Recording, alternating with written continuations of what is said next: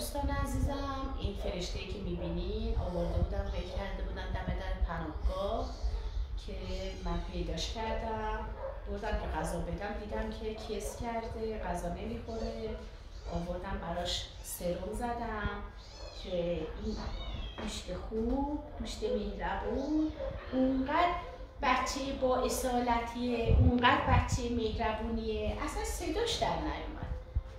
خوشگل مادر، عسل مادر، نانوز مادر، فدا داتی مارو نزابتی مهربان عاشق ürək ciğer marolu güzeli bidonum nordonum nariçi bidonum جون مادر.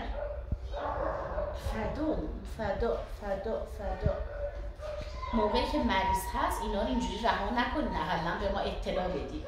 ممکنه که ما متوجه نشیم، خدای نکرده جونش رو از دست بده. نه güzelsen نه moralsan.